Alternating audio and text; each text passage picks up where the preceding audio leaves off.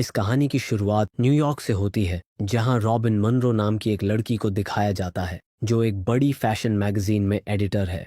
उसकी जिंदगी बहुत व्यस्त रहती है। रॉबिन का एक बॉयफ्रेंड भी है जिसका नाम फ्रैंक मार्टिन है। एक रात वो रॉबिन को डिनर पर बुलाता है और कहता है, आज हमारे रिश्ते को 3 साल पूरे हो गए हैं।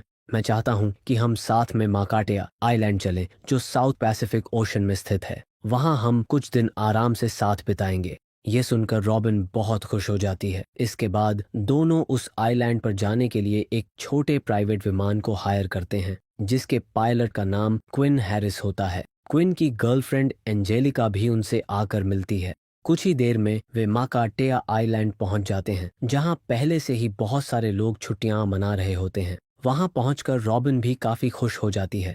उसी रात फ्रैंक उसे शादी के लिए प्रपोज करता है और रॉबिन खुशी खुशी उसका प्रस्ताव स्वीकार कर लेती है। लेकिन अगली सुबह रॉबिन के बॉस का फोन आता है। वह कहता है, तुम्हें जितनी जल्दी हो सके वापस आना होगा, क्योंकि हमारे पास एक बहुत बड़ा फैशन शूट है और हम चाहते हैं कि तुम उसे कवर करो।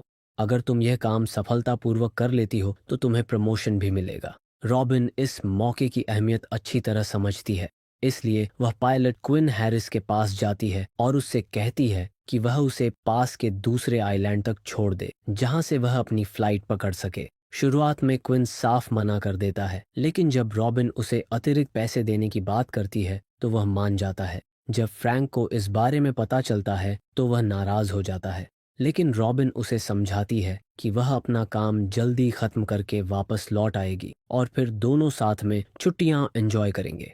इसके बाद रॉबिन क्विन के पुराने छोटे विमान में बैठकर दूसरे आइलैंड की ओर रवाना हो जाती है। उड़ान के दौरान उनका विमान अचानक एक भयानक थंडरस्टॉर्म में फंस जाता है।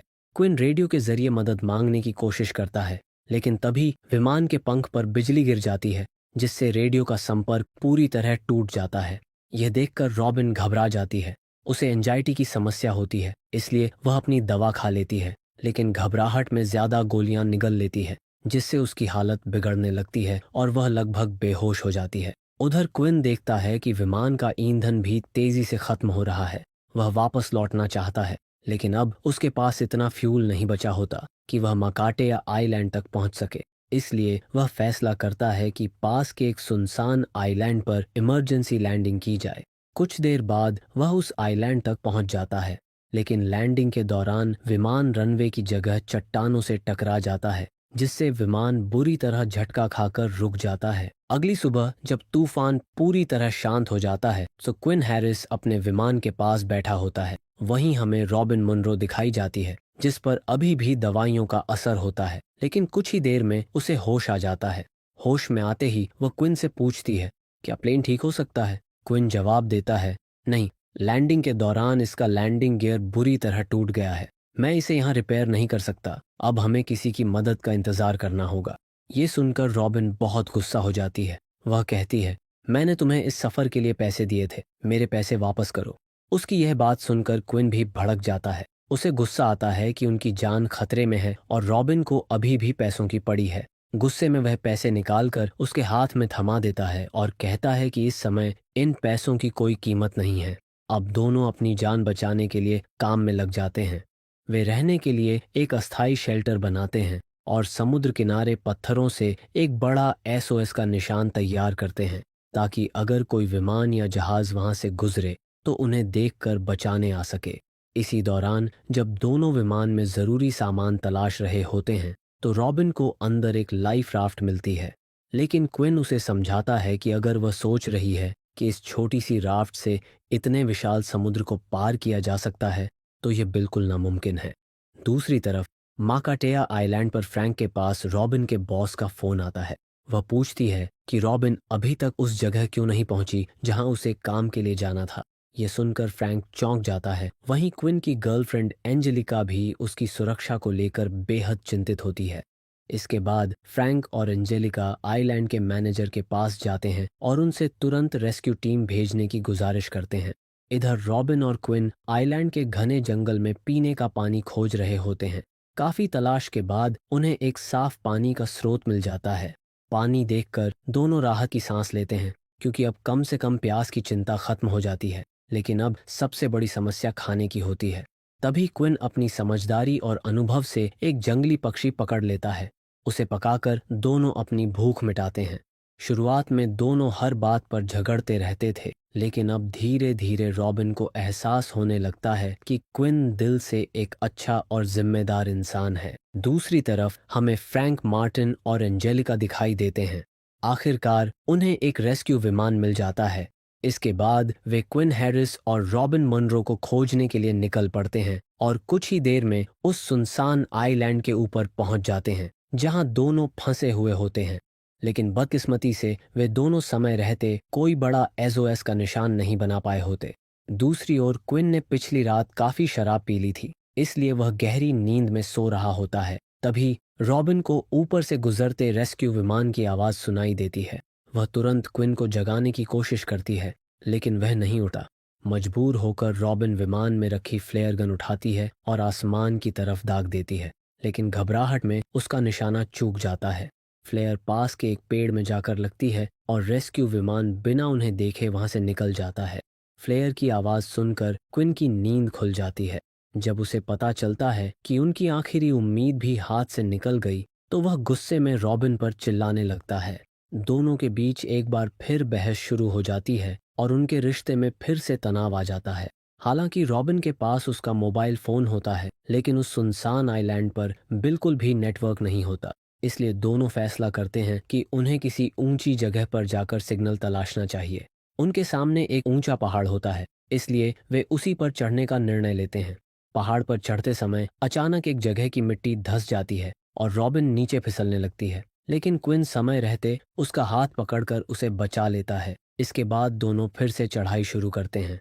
ये सफ़र बिल्कुल भी आसान नहीं होता, लेकिन कई मुश्किलों का सामना करने के बाद वे आखिरकार पहाड़ की चोटी पर पहुंच जाते हैं। वहां से चारों ओर नज़र दौड़ाने पर उन्हें हर तरफ सिर्फ समुद्र दिखाई देता है। तभी रॉबिन की नज़र दूर समुद्र में एक जहाज पर पड़ती है। उसे देखकर दोनों के चेहरे पर उम्मीद लौट आती है, लेकिन उस जहाज तक पहुंचना आसान नहीं होता, क्योंकि उन्हें पहले खतरनाक पहाड़ी रास्ते से नीचे उतरना पड़ता है। फिर भी वे जल्दी जल्दी नीचे उतरते हैं। नीचे पहुंचते पहुंचते रात हो जाती है। वे उस आइलैंड पर एक और रात नहीं बिताना चाहते, इसलिए विमान से मिली लाइफ राफ्ट को पानी में उतारते हैं और उसी के सहारे समुद्र में निकल पड़ते हैं। पूरी रात दोनों लाइफ राफ्ट चलाते रहते हैं। अगली सुबह वे उस बड़े जहाज के पास पहुंच जाते हैं। जहाज को देखकर क्विन और रॉबिन बहुत खुश हो जाते हैं, लेकिन तभी रॉबिन दूरबीन से जहाज के डेक पर कुछ संदिग्ध लोगों को देखती है। तभी रॉबिन दूरबीन से देखती है कि जहाज पर मौजूद कुछ लोग एक आदमी को मारकर समुद्र में फेंक रहे हैं। ये देखकर क्विन हैरिस तुरंत समझ जाता है कि ये खतरनाक समुद्री लुटेरे हैं जो लोगों को लूटते और मार देते हैं। इसलिए वह रॉबिन से कहता है, इनकी तरफ बिल्कुल इशारा मत करना। अगर इन्होंने हमें देख लिया तो हम बच नहीं पाएंगे। लेकिन तब तक बहुत देर हो चुकी होती है। समुद्री लुटेरे उन्हें देख चुके होते हैं। दोनों अपनी लाइफ राफ्ट को तेजी से किनारे की ओर ले जाने लगते हैं, लेकिन उनकी राफ्ट बहुत धीमी होती है, जबकि समुद्री लुटेरों की मोटर बोट तेजी से उनके करीब आती जा रही होती है। कुछ ही देर में लुटेरे उन पर गोलियां चलाना शुरू कर देते हैं। गोलियां लगने से लाइफ राफ्ट में छेद हो जाता है। मजबूर होकर क्विन और रॉबिन समुद्र में कूद जाते हैं और किसी तरह तैरकर वापस आइलैंड तक पहुंच जाते हैं। लेकिन खतरा अब भी टला नहीं होता, क्योंकि समुद्री लुटेरे भी उनके पीछे पीछे आइलैंड पर पहुंच जाते हैं। दोनों उनसे बचने की पूरी कोशिश करते हैं, लेकिन आखिरकार लुटेरे उन्हें पकड़ लेते हैं। क्विन और रॉबिन समझ जाते हैं कि अगर उन्होंने कोई रास्ता नहीं निकाला तो उनकी जान नहीं बचेगी। तभी अपनी जान बचाने के लिए रॉबिन झूठ बोलती है। वह कहती है, हमारे पास बहुत सारा सोना है जिसे हमने इसी आइलैंड पर कहीं छिपा रखा है। असल में वह सिर्फ समय खरीदने की कोशिश कर रही होती है। समुद्री लुटेरे उसकी बात पर विश्वास कर लेते हैं और लालच में आकर उनसे वह सोना दिखाने के लिए कहते हैं। अब सभी लोग साथ मिलकर आइलैंड पर कथित खजाने की तलाश करने लगते हैं। इसी दौरान जैसे ही क्विन और रॉबिन को मौका मिलता है, वे वहां से भाग निकलते हैं, लेकिन समुद्री लुटेरे उनका पीछा करना नहीं छोड़ते। भागते भागते दोनों एक ऊंची चट्टान के किनारे पहुंच जाते हैं। पीछे से लुटेरे लगातार करीब आते जा रहे होते हैं, इसलिए मजबूर होकर दोनों समुद्र में छलांग लगा देते हैं। हालांकि वे इस बार भी बच निकलते हैं, लेकिन खतरा अब भी खत्म नहीं हुआ होता। क्योंकि समुद्री लुटेरे किसी भी समय उनका पीछा करते हुए फिर से वहां पहुंच सकते हैं। दोनों जंगल में भटकते हुए आगे बढ़ रहे होते हैं कि तभी क्विन की नज़र पेड़ों के बीच फंसे द्वितीय विश्व युद्ध के एक पुराने विमान पर पड़ती है। क्विन कहता है, हो सकता है इस विमान से हमें कुछ काम की चीजें मिल जाएं, लेकिन तब तक रात हो चुकी होती है, इसलिए दोनों वहीं आग जलाकर रात बिताने का फैसला करते हैं। रात में रॉबिन क्विन से कहती है, तुमने मेरी जान कई बार बचाई है, मैं तुम्हारी बहुत शुक्रगुजार हूँ। इसके बाद दोनों वहीं सो जाते हैं। अगली सुबह जब रॉबिन की आंख खुलती है तो वह देखती है कि क्विन उस पुराने विमान के कई उपयोगी हिस्से निकाल चुका है। वह लकड़ियों और विमान के पुर्जों की मदद से एक अस्थायी बेड़ा तैयार करता है और उन हिस्सों को पानी के रास्ते अपने क्रैश हुए विमान तक ले जाता है। क्विन का इरादा अपने टूटे हुए विमान को किसी तरह उड़ने लायक बनाना होता है। वह पुराने विमान से मिले पुर्जों की मदद से अपने विमान में बदलाव करता है और उसे इस तरह तैयार करता है कि वह समुद्र की सतह से उड़ान भर सके। काफी मेहनत के बाद आखिरकार क्विन अपने विमान को उड़ान भरने लायक तैयार कर देता है। जब क्विन हैरिस और रॉबिन मुनरो वहां से निकलने ही वाले होते हैं, तभी समुद्री लुटेरे उन्हें देख लेते हैं। वे दोनों पर ताबड़तोड़ गोलियां चलाना शुरू कर देते हैं। इसी दौरान एक गोली क्विन को लग जाती है और वह बुरी तरह घायल हो जाता है। रॉबिन कहती है, हमें जंगल के अंदर भागना चाहिए, लेकिन क्विन जवाब देता है, हमारे पास यही आखिरी मौका है, अगर अभी नहीं निकले तो शायद कभी नहीं निकल पाएंगे। इसके बाद दोनों तुरंत विमान में बैठ जाते हैं। काफी मुश्किलों के बाद क्विन अपने संशोधित विमान को समुद्र से उड़ाने में कामयाब हो जाता है। क्विन और रॉबिन वहां से सुरक्षित निकल जाते हैं, लेकिन उड़ान के दौरान क्विन की हालत लगातार बिगड़ती जाती है। वह रॉबिन से कहता है, अब तुम्हें प्लेन उड़ाना होगा। इसके बाद वह उसे विमान उड़ाने की जरूरी बातें समझाता है और फिर बेहोश हो जाता है। दूसरी तरफ माकाटेया आइलैंड पर फ्रैंक मार्टिन और एंजेलिका दोनों बेहद परेशान होते हैं।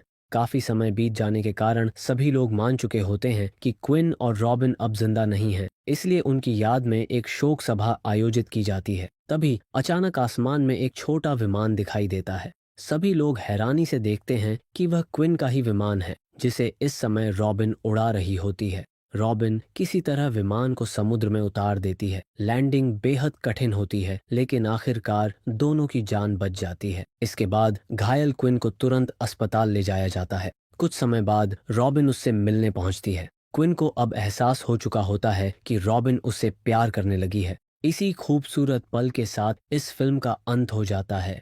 अगली कहानी आप किस फिल्म की सुनना चाहते हैं? हमें नीचे कमेंट करके जरूर बताइए।